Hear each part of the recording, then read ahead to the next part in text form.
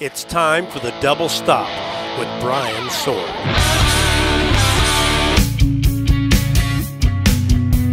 Welcome to the Double Stop. I'm Brian Sword. And welcome to the listeners of Internet Radio and the new stations that have picked up the show. This week, I've got Dave Rude from Tesla and the Dave Rude Band on the show.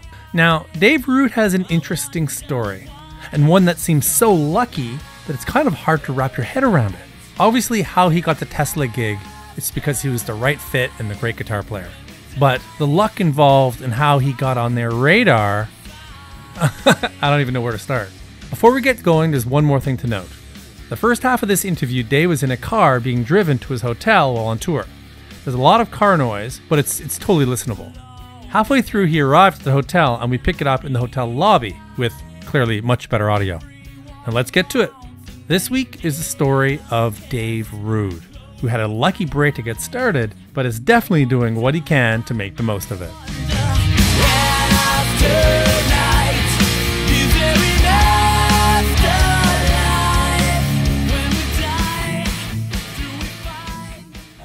I'm from the Bay Area, San Francisco Bay Area in California, and born and raised. And I actually didn't have a super musical family. My parents were listening to music all the time. And my mom had a guitar, which is probably part of why I ended up playing, because it was there. But she didn't play it much. She'd played before I was born, but she didn't really play any when after I was around. But it was there, in the closet, and I'd always get out and bang around on it. And when I turned 9, she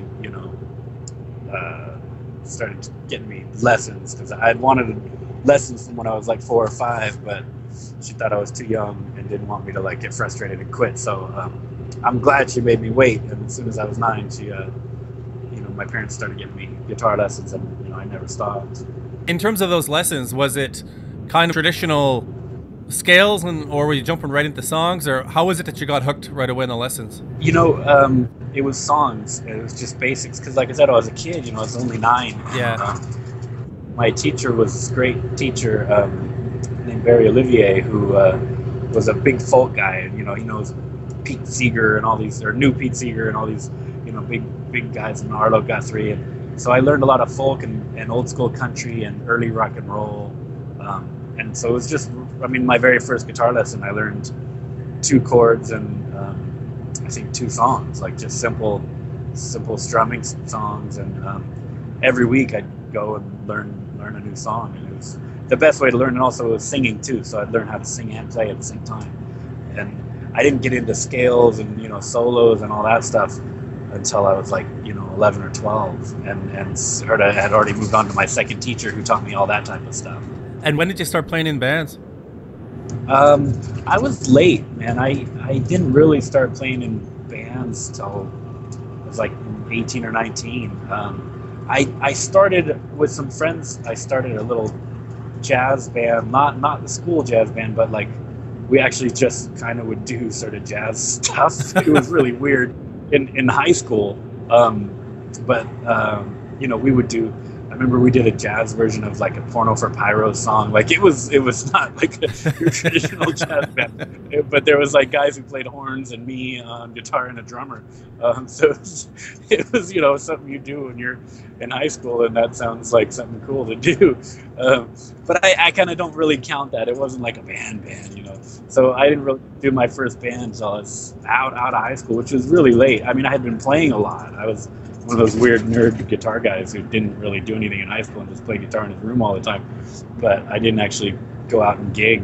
Most guys have already been doing that really early. So I was pretty late with that. But, I made up for it.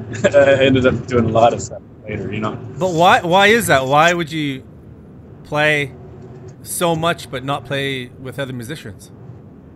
I don't know. I feel like there wasn't a lot of other guys. There wasn't really much of a scene. There was everyone that I knew in middle school and high school who was in bands pretty much were playing in punk bands. And I liked punk, and I was, I went to shows, and I knew a lot of the guys in that sort of scene, but it was not my thing as far as actually wanting to be in a punk band. I wanted to play with better musicians, and I was, a rock guy. I wanted to be in the next Guns N' Roses, not the next Rancid. Even though I liked all that stuff too. So that's kind of where my head was at. And I would jam with other guitar players, but I didn't know any like drummers or bass players or singers. It's kind of just like we'd sort of sit around and play Metallica and Guns N' Roses all day, just in our bedroom playing, guitar. So I think it was more just a lack of a scene, really, at the time. Well, that's a good point, because I would say you probably were in high school a little past the age. Like, grunge must have been well in play when you were in high school. You'd probably be past the shredder phase. Like, what were you into? Yeah, I kind of liked everything, but it was definitely like, not cool as it has been. So I was, but I never really was in. I didn't really care. So, like, I was. A lot of people say I was, born too late. Like, not too late, but later. Like, it was more like I was a '70s kid, but growing up in the '90s. Yeah. Because I was the Aerosmith and Zeppelin, and then a lot of the '80s bands too. And they were already kind of passé at that point. But luckily, I was younger when I got into rock anyway, so I saw all the grunge stuff as just a different version of rock. Like, so I didn't, the older people were probably a couple years older than me when grunge came out. It was like a movement, and it was like, you're on this side or you're on the other side. Whereas with me, I was like, I was listening to Guns N' Roses and like the LA, like Warrant and Poison and sort of cheesier 80s stuff. But I loved it, and I also loved Soundgarden and Nirvana. Like, to me, there was not. I mean, I knew the difference. I could tell the difference, but I liked both, and I didn't feel like I had to pick a side and like hate one side or the other. I listened to everything. I'd be listening to fucking Bad Motorfinger, but I'd be wearing a Cherry Pie T-shirt. Like I was kind of dorky, I suppose. But, and I was also really into Joe Satriani, and I was also into like fucking Metallica. So I don't know. It was a good thing though. I kind of liked everything and didn't really get hung up on being what was popular. I didn't have MTV. There wasn't really a lot of radio that played newer rock, so kind of whatever you wanted to listen to was all right. Yeah. So it sounds like you were kind of just learning your instrument throughout high school, and then around the age one would finish high school, that's when you decided to dive into bands. What was the impetus that drove you to start playing in bands? Actually, I'd always wanted to, but that had always been what I wanted to do. It was just that I, couldn't find people to do it with when I was younger, and then when I was a little older and knew more guys who could actually play other instruments, it was just kind of a matter of time. And actually, a friend of mine and I went to go see Slash in San Francisco, kind of in his like darker period, and he was just playing a tiny fucking club with a band that most people had never heard of called Slash's Blues Ball, which was not even Slash's Snake Pit, right? And it was pretty small time. There was maybe 100 people there. It was tiny, and they only did covers. It was really just rich rock star bored wanting to go be on tour and have fun, and literally they were doing classic rock covers to a bunch of weird kids, Guns N' Roses fans in a little club on like a Tuesday, and I remember walking out of there being like, because it was a great show. It was they were on fire. It was amazing. And I walked out of there. We went back to the car. I was like, dude, we're starting a band to fucking tomorrow, man. And we literally did like all right, we made a like rehearsal schedule on the way home in the car, and like called up. Okay, I know this guy who played bass and this guy played drums, and I think this guy can sing. Let's call him up. And literally by the following week we had like a band. So, and then we weren't good or anything, but like we at least did it and started booking shows, and from there you just get on to more serious guys. As it goes on, you kind of weed through all the weekend warriors and dudes who are just doing it for fun until you get to the good guys, and that can take a while, but I did it. And how long were you doing that until you found a real solid lineup that you started building something with? Oh man, played through a couple of bands. You know, that was the first one. We didn't really do any. I think I was the only one who took it seriously. You know, and then so that didn't happen. And then I was putting out ads in local music papers and found another band with some guys that were more serious, but through it's kind of like I said, you kind of weed through it. So like I met the guitar player in that other band that I joined, the second one.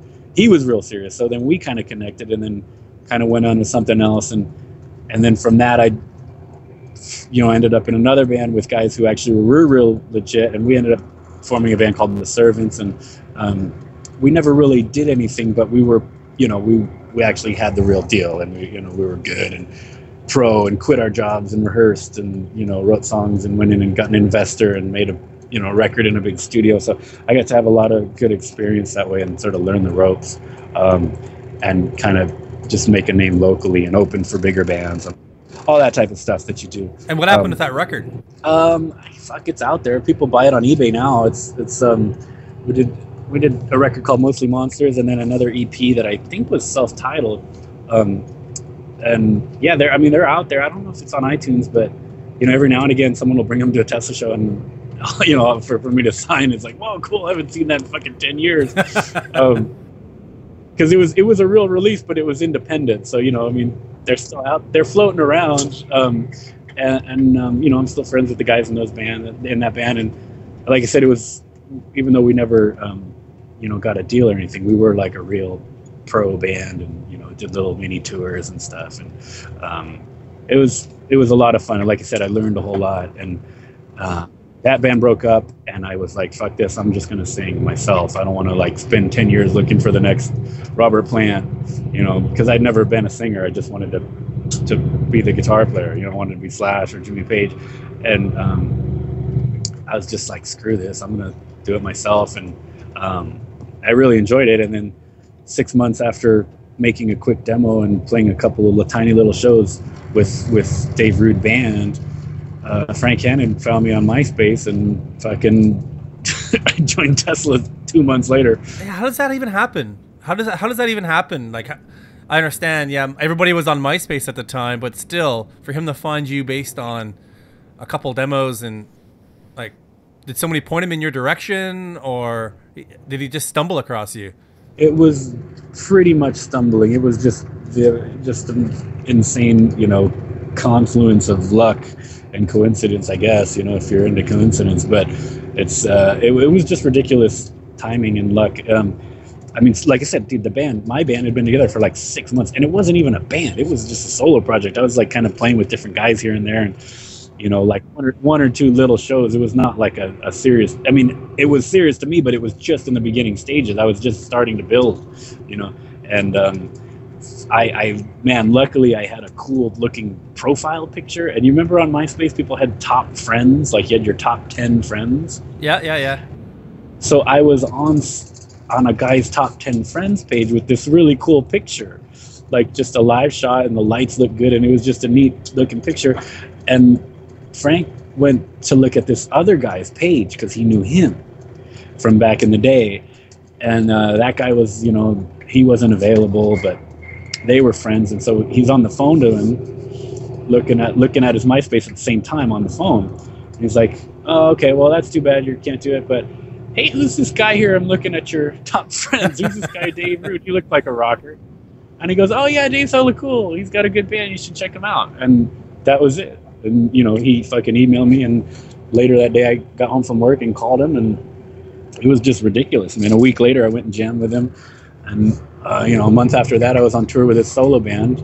A month after that I was rehearsing with Tesla. It was insane. So was that always the goal with him? Is he was really looking for a Tesla replacement, or was it just he jammed with you for his own band, realized it was a good fit, and brought you into the fold? It was always the intention. He was looking for a new guy in Tesla, but nobody knew that. I knew pretty quick, but at first, when he first contacted me on MySpace, he just said, "Hey, I'm looking for a guy for my solo band, and we're gonna go on tour for a couple weeks." And I was a big Tesla fan, and I loved Frank's playing, so I was pretty blown away that I might even get to just jam with Frank's solo band for a couple of weeks. And I figured that was all it was. Like, oh, cool, I can get some contacts at these clubs and, you know, maybe bring my band on tour there later, and, you know, it'll be really great, and I'll learn some cool, you know, guitar stuff from Frank. And so I was really just excited for that. And then the first night I met him, he said, well, yeah, that is all true, but I'm honestly looking for someone to train to go on tour with Tesla this summer. And so, you know, if it goes well with you, then, you know, we can bring you in as a guitar player in Tesla, at least for the summer tour, and see how it goes. And he actually did tell me that the first night I met him, which a lot of people didn't know. And we didn't, you know, it went really well. And then I met the other guys in the band. We did some dates. We did his tour. Met the other guys in Tesla, you know, when we'd be home. And, you know, luckily, you know, everyone was super cool and we all hit it off. And it felt right. It was just very lucky and, you know, natural, sort of organic way everything came about. And like on that, like I said, on all the dates with Frank's solo band, we were doing like 80% Tesla songs because, you know, secretly it was boot camp. You know, we didn't tell him, but honestly, it was just practice for me to learn these songs and get used to being on the road and all this shit. And then, you know, we kind of announced it a few months before the tour started, and then it was just, you know, on from there. And then the first Tesla tour went really well. So, you know, they asked me to join the band, you know, at 3 months after we started playing together. And, you know, of course I said yes. And we went in the studio and started making his covers record right away. It was really a whirlwind, man. I mean, in the space of 6 months, I went from joining, from being in a local club band to joining his band, to joining Tesla, to going on tour, and then being in the fucking studio making a record with Tesla. You know, 6 months later. It was really wild. Now, tell me about the first Tesla show. That must have been a trip. It was wild. Yeah, it was in Ogden, Utah, and it was the biggest crowd I'd ever played to at the time. It was like 2,000 people, and, you know, in this mini amphitheater. It's outdoor thing. It's kind of weird. It's like playing like a regular big 20,000 seat amphitheater, but, you know, tiny size. Right. And it was awesome. You know, it was lucky. I'd played a lot of shows with Frank, and we'd done a couple of kind of big shows for like radio stations with the Frank Hannon band. So I had at least gotten to kind of get used to playing in front of, you know, bigger crowds.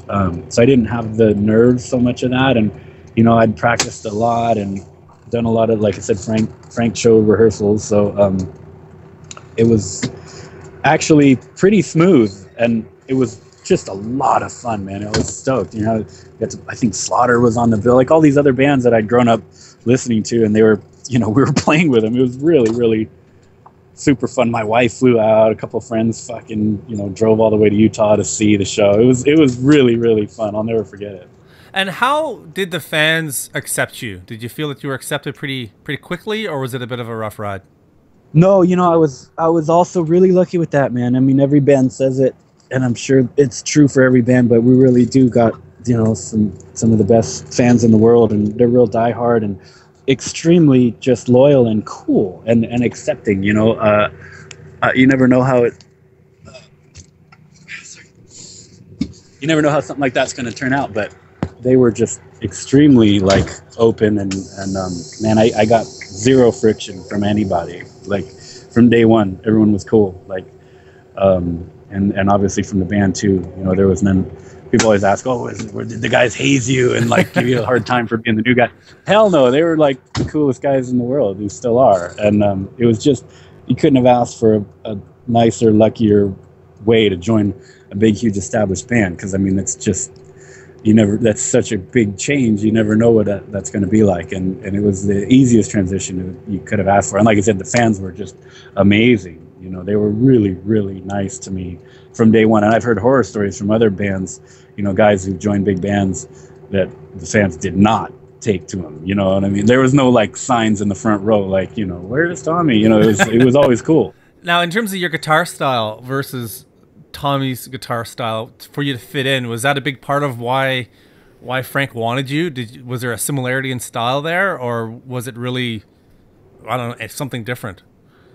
I don't know. I mean, I grew up listening to Tesla, so I'm sure there's an influence, and a lot of the solos Tommy did were like just some of the best solos. I mean, to me, What You Give, that song, I mean, it's one of my favorite songs ever anyways, but I think the solo on that that Tommy did is just fucking, that's one of the best solos in rock history.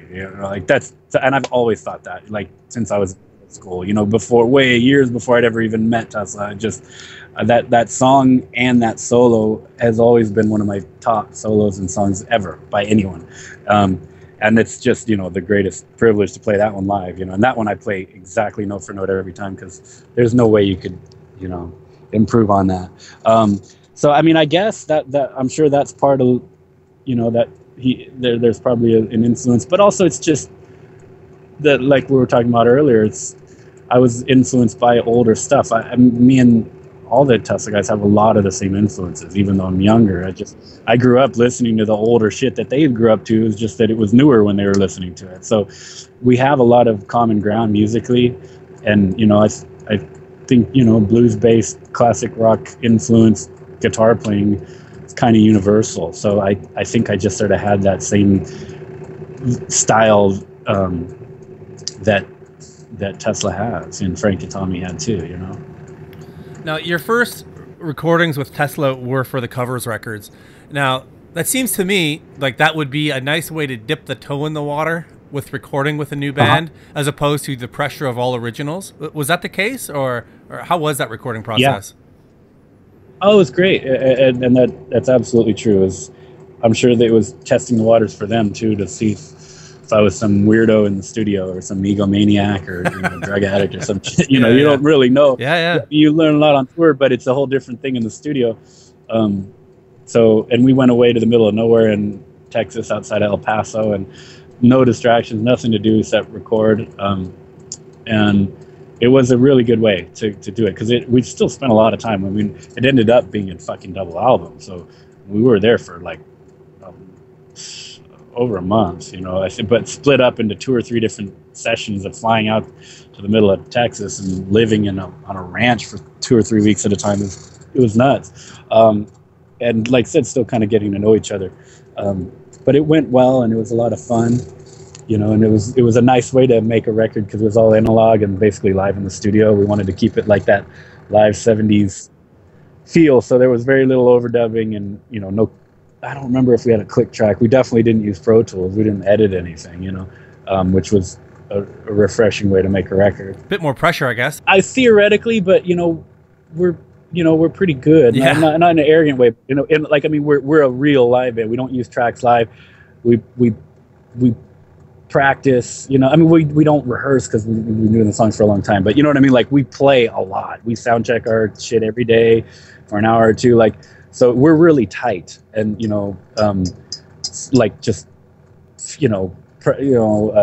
playing wise, or whether you like us or not, it's like you could say, well, they've obviously rehearsed, So and we also had been practicing a lot of those songs out on tour. So a few of them we had some decent, familiarity with, which helped a lot too. But so it wasn't actually that scary, because, even though that was my first time, with being in a big band, being in the studio, I'd been in the studio before, and it was a similar vibe, even though I'd already, recorded on Pro Tools. It had always been that way. It's like every band I've been in that was a real band, like, we always rehearsed the fuck out of our stuff, and we're really tight. So it's like I kind of was the same mentality that the other guys in Tesla had. It's like, well, if you're a real band, you should be able to do it live in the studio, and it's better when you do. So it was not so much of a pressure thing, more as like, wow, cool, we can actually play all at once, instead of like doing the modern thing of each guy tracking one at a time and then grading it out and cutting and pasting the best takes and all that, which we've done, and there's a good side to that too. But for the most part, I think everybody prefers to have it be, a lot more live and human. Now, for the first Dave Rude Band CD, that came out very shortly after the Tesla covers albums, right? Was that old demos you had lying around, or did you record something new for that? No, that was all new. I'd been writing those songs before Tesla and then during, like the whole time I was, first joined Tesla, I was still doing that solo band and kind of building it and writing and rehearsing. When I wasn't on tour with Tesla, I'd be home and we'd be rehearsing 4 nights a week. So, I was really busy at that point. And so we recorded the songs, even though it was only EP. It was, we recorded those songs over, however many months it was, like it didn't come out till after, I think, Reel to Reel. But no, it was all like new current stuff, and we were gigging the whole time. And how important was it for you to continue doing your solo project while you were in Tesla?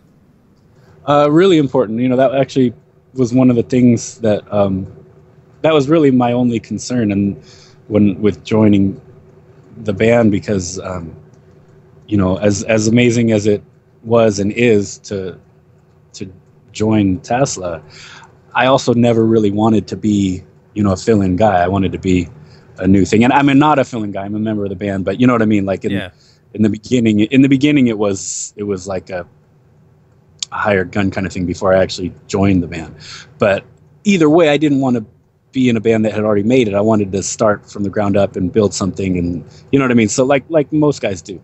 Because some players just want to be a player and they just want to get like, a gig, and it's like, oh, I'm playing with this band now I'm going to go play with this band, and they don't really care about being in the band. They just want to make a living playing their instrument, and that's cool. It's just a different mentality. It's different. It was not the mentality that I've ever had. I wanted to have a band and build it and make it big from the ground up. But like I said, it always felt right, and the guys were so cool, and it just ended up actually being really natural and organic to join Tesla, and it was just sort of a 1 in a million sort of situation. Because usually when a guy joins a big band, it is kind of a hired gun thing, and it's kind of a shut up and do what we tell you kind of thing, and it's not like that at all with us. It's a band. Like, they say, hey, what do you think, Dave? And hey, you got any riffs? It's really cool and pretty, like I said, unusual.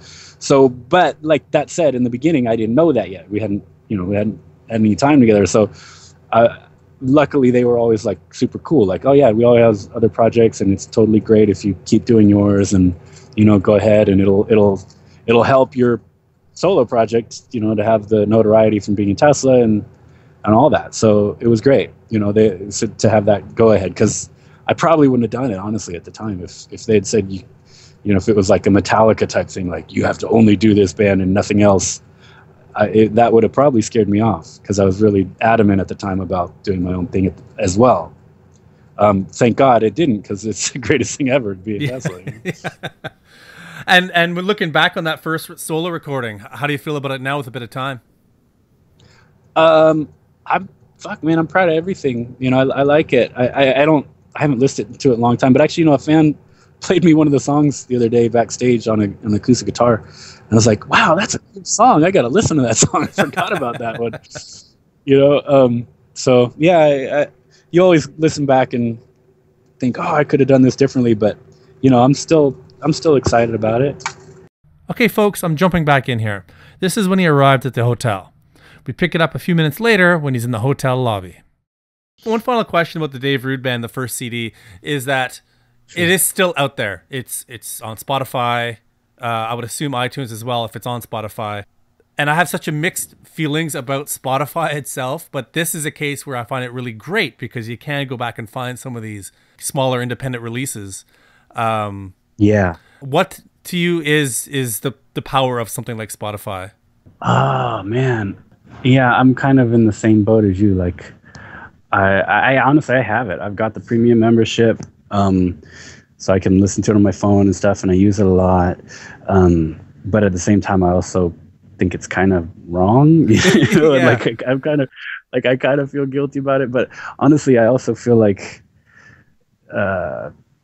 unfortunately, I think that's the way the business is going, and that in 5 or 10 years, I'm going to be stoked that I only pay $10 a month and everyone else is going to be paying 50. You know what I mean? Like, I think I'm going to be grandfathered into like a better deal because I don't see like some huge upswing in CD sales or something anytime soon, and people leaving their Spotify at home. Like, everyone's just going to start doing it. Yeah. So it's like I'm kind of just sort of getting in on the ground floor, I guess, a little more. But it's awful. I mean, you don't make anything. It's worthless. So it's like, yeah, it's legal and you do get paid, but really it's like in name only. I mean, it's literally cents, like maybe a couple dollars, and that's for thousands of plays. It's just ridiculous. So, but the thing is, I also don't feel bad because I still buy CDs. So I use it more as like radio. Like I listen to records that I want to hear. And it's nice to be able to hear something and be like, boy, I'm glad I didn't spend $12 on that because that sucks. But when I hear something that I do like, you always will then go buy the album, you know? Yeah, yeah. Now, for Forevermore, your first recording with the new material for Tesla, tell me about the songwriting process leading into that recording and how involved were you? It was cool, you know. I was very involved, you know. I wrote a bunch of almost, you know, co-wrote almost all the songs. Like, you know, we kind of all did, really. That record, you know, we all brought in ideas and demos, and we got together a little bit for pre-production and kind of demoed a couple songs up, but not very intensively, just a little. It was a kind of a hard record to make because we were still touring a lot, and you know, we'd be out for a month and then home for a month and out for a month and home for a month, kind of year round. And during those months home, then we'd go back in the fucking studio, and you know, then we'd have to take a break and go on tour for a month. It was weird, you know. And then there was like deadline with putting it out with the distribution company and all this stuff. So it's a good record. I'm definitely proud of it, and also the writing that I got to do with it. But it was, you know, we didn't get to spend as much time before preparing. It was kind of like we'd all write it and record it the same day. We kind of, and it was very collaborative. Like we really, all five of us were in the room, and our producer Terry Thomas too, and we would all kind of work the songs out together there, and sometimes just write a new part on the spot, you know. It was weird. It was cool, but it was just different. It's not the ideal way to make a record for me. I'd rather have the songs pretty much done before you start recording. I think that's a better thing. But I mean, hell, a lot of great records have been made, you know, in the studio. So it's not right or wrong. It's just different, you know. When you look back on that record, is there more stuff you're happy with than make you scratch your head, or? You know, I'd say yeah, just because, like, you know, honestly, I'm bad with that because I never listen to stuff. I after I record something, I almost never listen to it. Part of it is when you're mixing and mastering stuff, and man, you hear the fucking song so many times that like you just get burned out on them. And then if you're lucky to be in a band that's touring, you're playing them all the time. So like the last thing I want to do is go back and listen to a Tesla CD when I get home, you know, even though I'm stoked on it. So I don't listen to it back. So it's more like if for some reason you hear it, someone plays it for you, like, oh wow, yeah, I remember that song. That's hella cool, you know. So I like it, and just the fact that it was my first time, you know, getting to actually write a record with Tesla was super cool. So I definitely have fond memories of that, and there's a couple songs on there that are real cool. We still do I Want to Live every night. We do Breaking Free. We have done Breaking Free for a long time. There's a couple songs on there, you know. We pretty much do at least one or two songs from every record when we play live. And that album was very well received by the fans, and was also, you were using your own label at that point, weren't you? Mm-hmm. Yeah. We still on this last record too. Yeah. And it sold quite well. Was that a surprise? I don't know. You know, I think we've got a real, like I said, a diehard fan base. So I think when Tesla puts out a record, as long as it's not total garbage, people are going to buy it. You know, like, I mean, honestly, it doesn't even have to be like amazing. It could just be decent because people want to hear Tesla. It's just like that's not any sort of put down. It's like if you love a band, there's a couple bands I like where it's like, if they put something out, even if I've never heard a single, I'm going to buy it. Yeah. You know what I mean? Like, it's for the day it comes out, I will buy the deluxe edition. I don't care, just because I love that band so much. And so even if it's mediocre, I'm still going to listen to it 10 times and try to make myself like it. Luckily, we put out good records. You know, we don't, you know what I mean? That's not our mentality going in. We want to make the greatest record.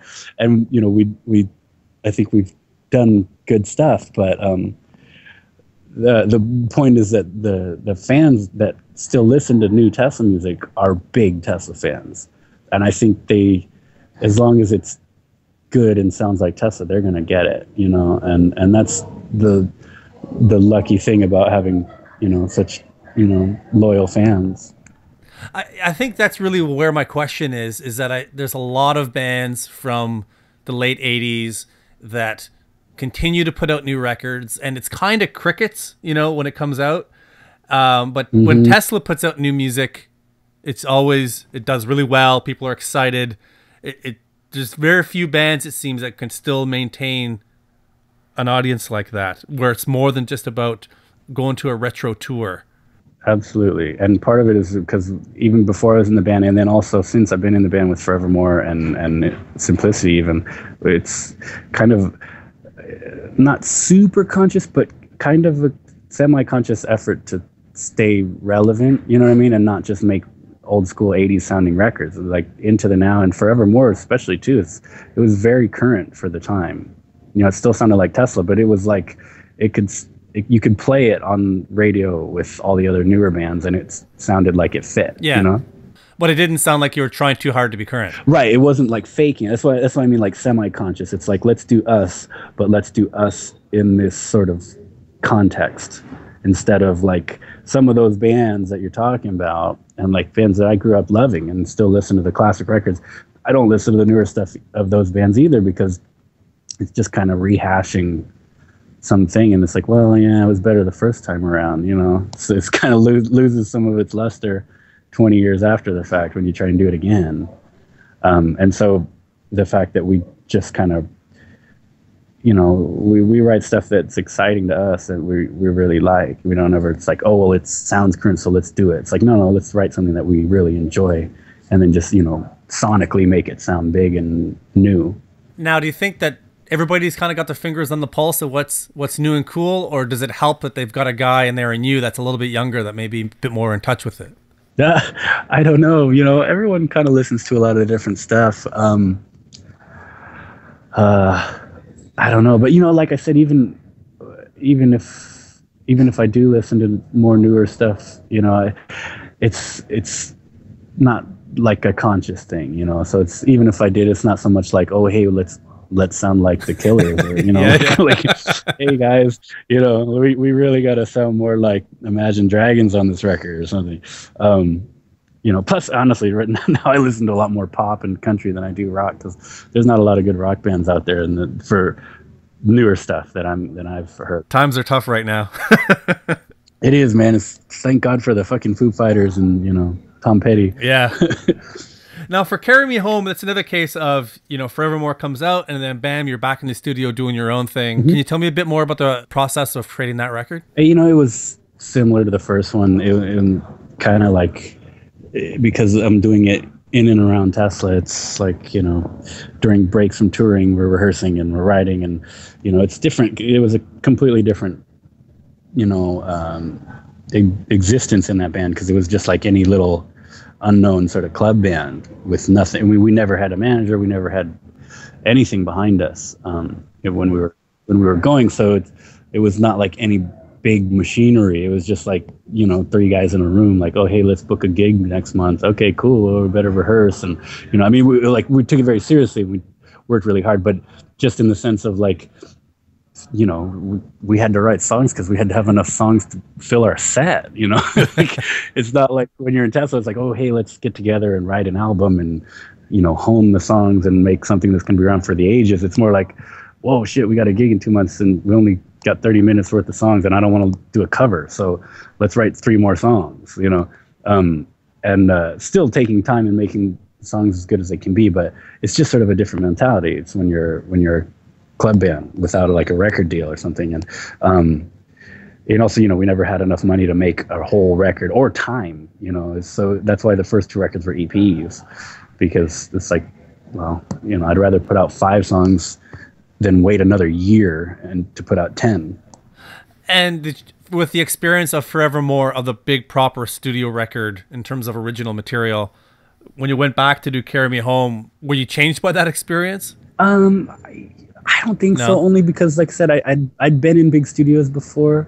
That's not true. I would say I was changed by the experience because Forevermore was the first time we worked with since I'd been in the band, that we worked with a full producer, because Terry Thomas actually, he really produced it, and he co-wrote a lot of the songs with us, and I learned a lot about songwriting and arrangement from working with Terry, and you always learn, big studio or small studio, you'll always learn something about recording and mixing and stuff every time you do anything, even just a session. Like if I just go in for a day to play a solo on somebody's record, I always end up like, oh, that's cool, that's how you get that sound, or that's some trick of every good engineer's got some crazy trick that he's figured out that make a guitar sound different, or whatever it is, make a kick drum sound bigger or smaller, far away, or so I definitely, actually, I got to change that answer, because I definitely learned, but it wasn't like, oh, I've never been in a big studio before, because I'd been in a big studio a bunch of times. It was just more like working with Terry and writing an original record with Tesla. So that was definitely a huge learning experience. Yeah, that's really where I was going with that. Yeah. So then, I guess that's yes is the answer. But again, it was still kind of piecemeal. Like we were just writing songs and then recording. It's both of our EPs took a really long time to make for being as short as they are. Now, did you tour for that? A little bit, like regionally. Yeah. We would do stuff on the West Coast, up and down the West Coast, and a lot of stuff in the SF Bay Area, because that's where we lived. And we did start on that when that record was out. We started flying to the Midwest because, California is the greatest place to live, but it sucks for rock and roll, and honestly for music in general. It doesn't make sense if you're not from there, because all the big bands have come out of there, and even still a lot of pop artists, and the whole entertainment industries in LA and all that, but there's not a scene. People don't go out to see bands like a lot of the Nashville, Austin, New York, San Francisco. People don't go see local bands because they're jaded, because they get to see everything all the time. So it's really hard to get people to come out. And, we'd done so much touring with Tesla that I was like, fuck it, man. People know me more in the Midwest, so why don't we go there? So I talked to some booking agents, and we just started booking like short tours of the Midwest, and, we'd get way higher guarantees and, be able to fly out there. And I mean, it was definitely not luxurious or anything, but we'd fly out with guitars, rent a van, and go play clubs out there, but there'd be more people, and it was just cool. We got to go out. We played with Buck Cherry in Kansas City, and it was nice. And we still kept playing our hometown and playing California, but we definitely did a lot of Midwestern sort of little short runs, and that was cool. So I guess kind of we toured it, but like I said, it was all self-financed, and so it was very small time, in this operation. Now, one thing that I tend to bring up a lot, and I know you guys are deeply involved, is the Rock Cruise, which seems to be the last big. The Rock Never Stop stuff has kind of died away. There's not a lot of the big package tours like there were maybe 10 years ago, but the Rock Cruise is still going very, very strong. How has your experiences been on that Rock Cruise? Because I know you guys have done it a few times. Yeah, we have, and we're about to do it again in a couple months here. It's fun, dude. It's something I wish I had gotten to go to before I was in a big band. I was like, as a fan, that's just God. There's nothing better. If you're into this kind of music, that's heaven.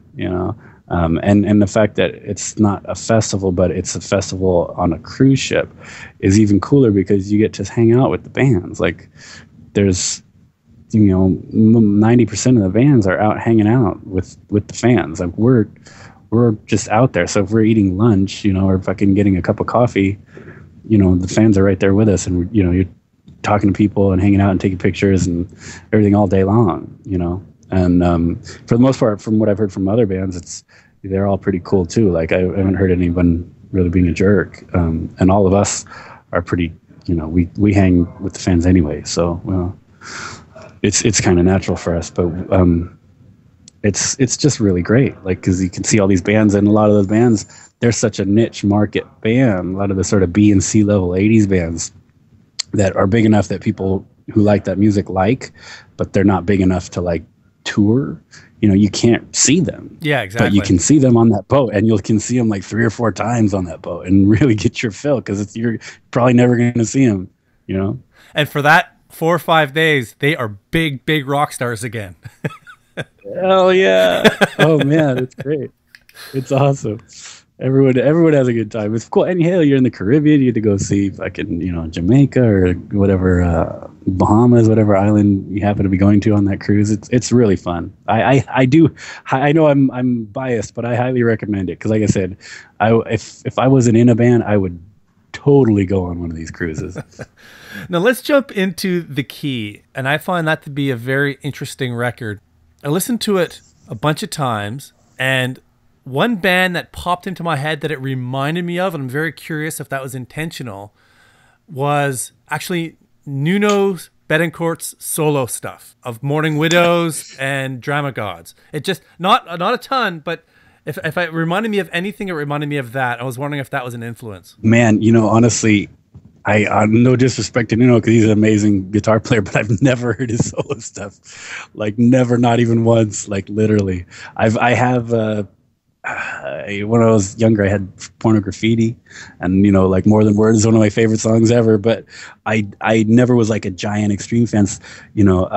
Other than, you know, what I'd heard, and you know, they're a great band and all. But like I wasn't like some diehard who went and got all the solo stuff. So it's probably great, because he's just a phenomenal guitar player. So I should check it out. But I have never heard it. No, that's interesting. Yeah, cool. It's the vibe of it is the same. It's because his solo stuff wasn't like cool. a shred fest, but the vibe of it was very similar, and the vocals, some of the aggression in the vocals reminded me of how he sang. So it's interesting, and I actually ran that idea by somebody else I know who's a big Nuno fan, and he heard the same thing. So it's interesting. Cool, dude. I'll totally check it out. What was the band's called? Well, he had Drama Gods and Mourning Widows, and I think they were only Japanese releases, but similar vibe. Yeah, that's interesting that you'd never even heard them before. You know, it's crazy, because obviously I'm a Nuno fan. He's a great guitar player, and I think Extreme is on this coming cruise, so they're one of the bands I'm excited to check out. Yeah, I think they are. That's right. I saw them actually this summer with Sammy Hagar, and they were unreal. So I'm sure you'll dig. Oh, cool. Yeah. On The Key, you had the cover of Sledgehammer, which was a real interesting choice to cover, and a really interesting cover because you stayed true in certain ways, and then you took it in a whole other direction. What led you to cover that song, and how did you get your approach to it? You know, we always were into weird covers in that band, because I've never been a fan of, you know, like playing Highway to Hell or, you know, A Whole Lot of Love. Like everybody plays those songs. I don't need to hear it again. Like it just bores the hell out of me. So it's like, and plus if we were going to spend time in the rehearsal studio, I didn't want to spend it learning someone else's song. I wanted to spend it working on a new one of ours. But occasionally it'd be like, well, okay, if it's something weird and we can really kind of make it our own and do something different with it, that's worth spending some time on.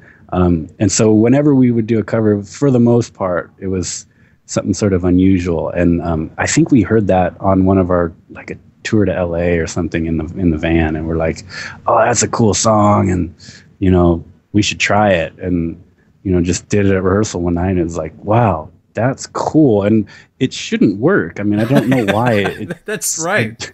You know, it was a power trio. It's like what I used to describe it as, like, you know, Stevie Ray Vaughan, you know, heavy blues version of a Peter Gabriel song. Like it's just like a big guitar jam, and it's crazy, but like at the same time, we didn't like rewrite it. We play it exactly like the album in its arrangement and its lyrics and its melody, but it's just, you know, I'm singing it like me, and it was like a heavy rock interpretation of it with a big, huge bluesy guitar solo at the end. So I don't know how on earth it retains its, you know, elements, but it still is like the same song, just done in a rock style. And did you play that live before you recorded it, or did you record it first? Yeah, a bunch. And what was the reaction? What was the reaction when you started playing it? Great. You know, that was one of the highlights of our set, and we played that every show. You know, once we started doing it, everyone always loved it. It was fun for us because it was always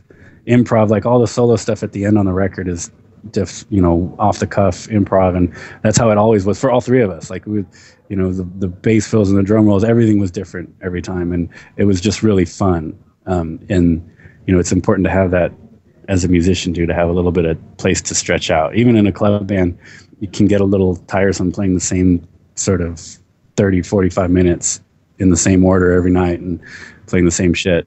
So having a little like allotted space to improvise and just kind of have a good time, it always makes for a good show. And then the fans usually can see that, and it's so the crowd always loved it, and that's one of the reasons we recorded it, because it's like, wow, that's cool. And I was looking back, that's probably my favorite song on the record, which is weird because, like I said, I'm not a big covers guy. And that record you hooked up with Rat Pack, who are really an interesting label, doing lots of cool things with their packages and just their choice of artists. How's your experience been working with them? Rat Pack's awesome. Been great since day one. And it was just really nice to have people who care about the music and know how to get it to the other people who care. 'Cause it's definitely a niche market, like I was mentioning. It's we're not trying to be cool. I wasn't trying to write a radio song or do any sort of big grand designs, but like there's a segment of the population that likes this kind of music and they can get it to them. And that's cool. You're not going to be a millionaire playing this kind of music, but I love to do it. And there are people out there who really like to hear it and they want new records, and so I'm lucky to have hooked up with Rat Pack, and I'm the band isn't together or anything, but I still am writing new stuff. And once we're done with the summer season, I'll probably start recording some new stuff and eventually put out a new solo record. No, you say the band's not together anymore. What do you mean by that? Well, I mean, honestly, we weren't even together when The Key came out. It was not some big breakup or anything. We just we kind of just stopped doing it. Then hooked up with Rat Pack after, when the band didn't even exist anymore, is when I sort of hooked up with Rat Pack. It's like, well, I've got these 10 songs, we could put them out, because I was going to make a new record with them, with Rat Pack. When we first started talking, I wanted to make an instrumental guitar record. Oh, cool. They're like, yeah, and they're like, oh, that's cool. Okay, but I was still writing songs. I didn't have anything recorded, and I was like, well, I've got these other ones that are actually already done and mastered, so we could put that out first to sort of just get the name out there and see how it does, and not have to wait a year. Yeah. So we did it. And is that something you'd still like to do, an instrumental record? Kind of. I'm not as excited about it as I was. I definitely want to do another record, and I want it to be more guitar centric, which is crazy, I know, because The Key has tons of guitars, but just a lot more solos, I guess, and not in a shred way, but I've gotten really into Joe Bonamassa this last year or two, and huge Joe Satriani fan for years and years, and I kind of want to just want to leave a little bit more space in the songs for more lead playing, but real tasty lead playing, and also if I ever do live stuff with it, I want to have room, like what I was talking about for Sledgehammer, where I have intentional improvisational spots where it's like, this is how it is on the record, but I'm just going to go on a 2-minute jam here, and it's going to be different every fucking night, which is really fun because it makes it so much more exciting live when you're on your toes instead of just playing it exactly like the record. Oh, totally. And what about the bands that change your set list up every night? Is that something you would be excited to try to doing with Tesla?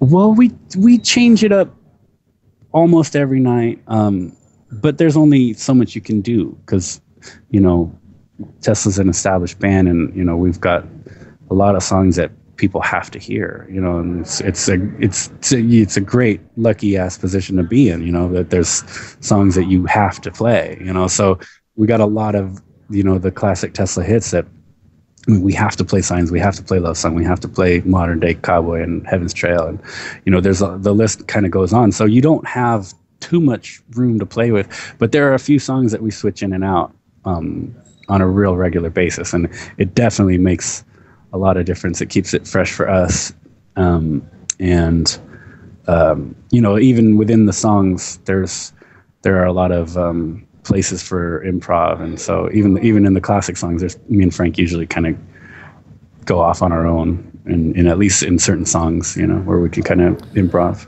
And now for simplicity, which we should touch upon as well, you'd been in the band for quite a while at that point. How was the studio sessions, and did the fact that you'd been in the band for a while, did that affect the mindset going into the recording? I think so. This was definitely, I think, the best record we've made since I've been in the band. I definitely think was the best way to make the record. You know what I mean? Like, we did it right. We did it the way people used to do it, because we had the time. We weren't booked for all these tours.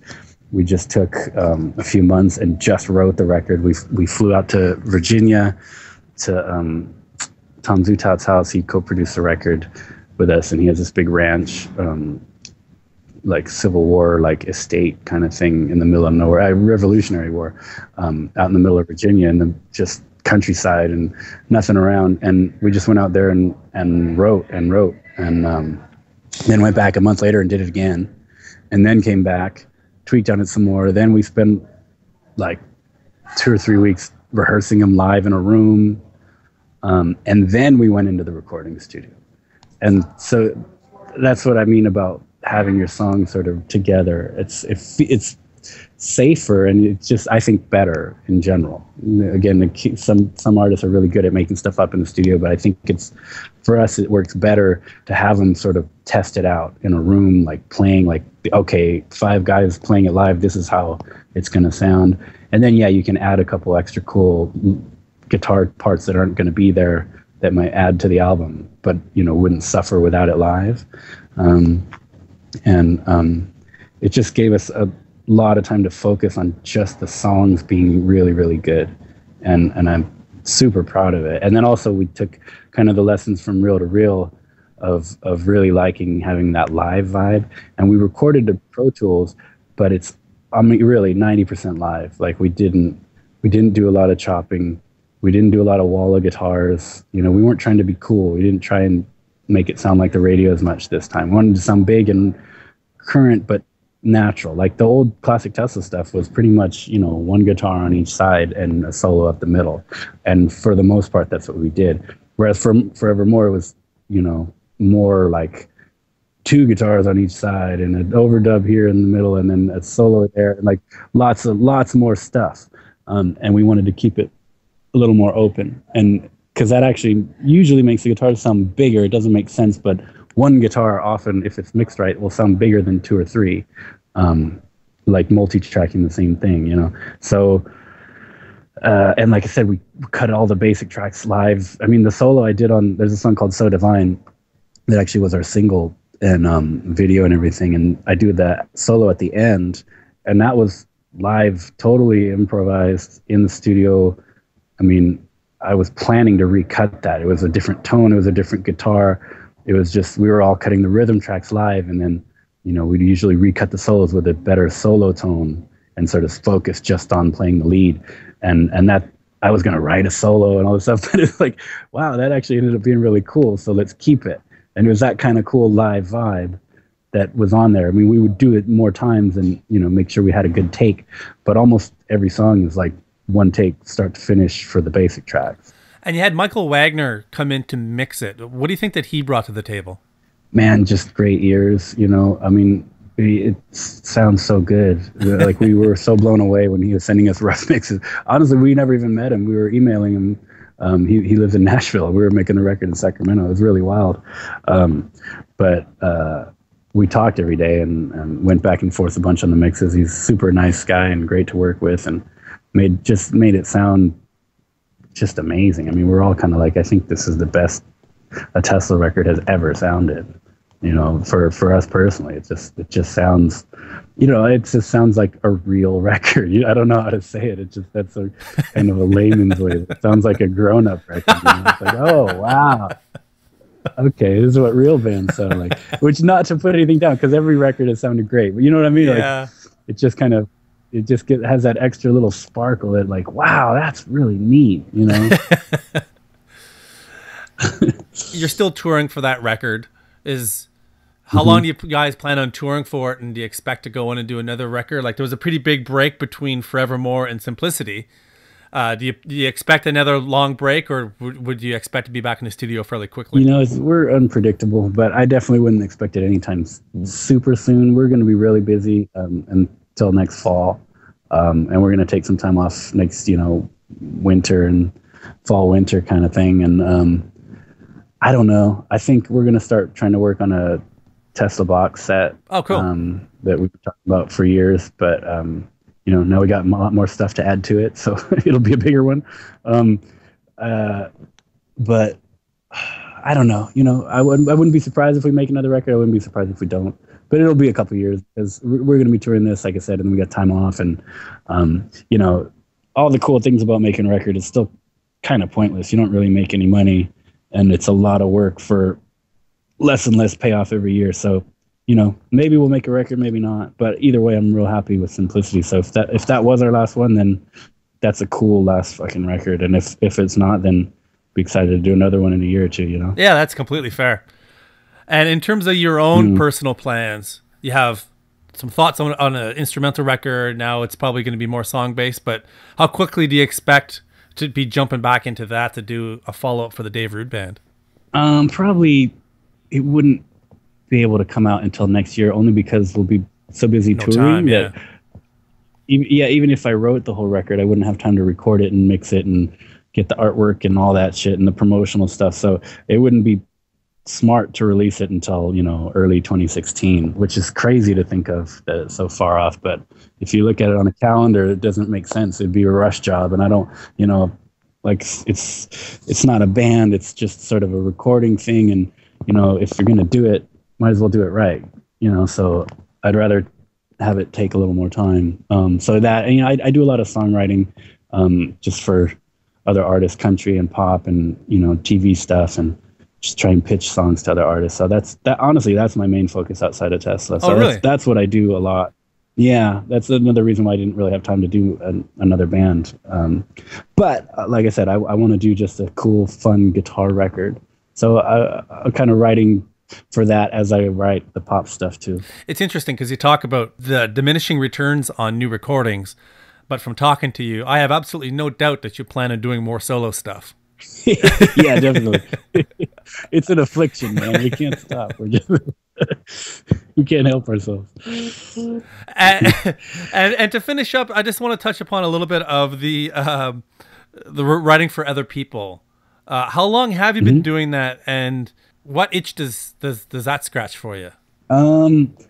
It's been years now. I don't know, 2011 I think is when I started doing it.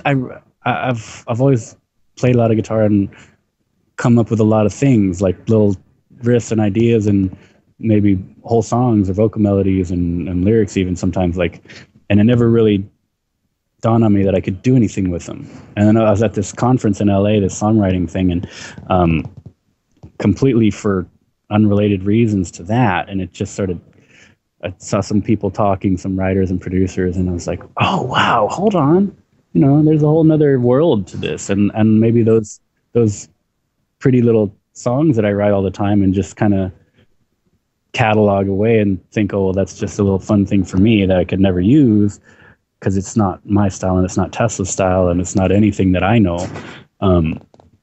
Actually, I could use that because a lot of the pop stuff, the people don't write, or they co-write, and so they need somebody to write that cool little catchy melody, but not actually sing it themselves. So I write this oh, that song sounds like it should be a Shakira song. Like, oh, that sounds like a Katy Perry song. Really weird. What am I going to do with that? But now that I'm kind of in that world, well, I'm going to talk to someone who is good at making, beats and get a girl to sing it and try and sell it to fucking Katy Perry, not sell it, but, pitch it. Sure. Right? Yeah. Like I've talked to Paul Taylor, who was in Winger back in the day, and he's had his whole career doing that. And, he was talking about he's Buffy, Nashville, right? Yeah, he's based out of Nashville, and it was Sabrina the Teenage Witch. He wrote the theme song for that. It was used for a couple seasons, and he was like, "That's my biggest, my biggest payday, my biggest, project is that." Which, the the average Winger fan's not going to know he was ever involved in that. You know, there's this huge market out there for this industry. Absolutely. And that's you know, TV and pop music and country music. I mean, just from a business side, that's where you can actually still make money writing songs and selling records, because people still buy records in country, you know. And that's mainly I write country stuff. Actually, I go to Nashville and I write with a lot of writers out there and pitch songs. So, you know, that's so much fun, and I really enjoy it. Like I said, there's not any really exciting rock bands to me right now that are coming out, new bands, and you know, rock it's a different thing. People make money in rock and roll, even new bands, touring. You don't really sell a lot of records, but even successful records in rock radio, they don't really sell a lot. You know what I mean? They might be on the radio a lot, but people don't buy the records. They go see the show and they buy a shirt, more so than pop music. They don't go to the shows, but they buy the records, you know, and they download them on their phones. So unless you're Taylor Swift. Yes. Taylor Swift, she's the only one selling any records right now. Dude, like, even that's the thing. I'm more excited. I love her new record. I think her new record's just like flawless. It's amazing. I love everything about her new record. It's amazing, you know. And I haven't felt that way about a rock record in more years than I can count. You know, like a new band, a new record. Right, yeah. It's like a lot of ones that I like. You know, that's a really cool record, but none that's just jaw-dropping. Like, I love every song on this album. And that's how it is with country and pop stuff for me now, which I know a lot of rock people are not going to understand, but, you know, whatever, that's how it is. Oh, yeah, I still like Joe Satriani and Joe Bonamassa too, so. That was Dave Root, and this is his super cool cover of Sledgehammer. You can find it on his latest CD, The Key, available on Rat Pack Records. If you want to pick it up, head over to thedoublestop.com. I've got links to iTunes and to Amazon. If you buy it by clicking through the links, the show gets a small percentage to help cover its operating costs. It doesn't cost you any more to buy it that way, but if you go through that link, it'll really help out the show. I've also recently put up a new donation button on the site, and thanks to those who made donations. As I said it before, I'm not going to lie and say it'll keep the show free. It's always going to be free. But I do have server bills and other costs I need to pay to keep the show running every week, and every little bit helps. And if I can ask one more favor, for those who listen on iTunes, please rate the show and leave a comment. It's another way you can really help out the show. That's it for this week on The Double Stop. I'll see you next week with another interview.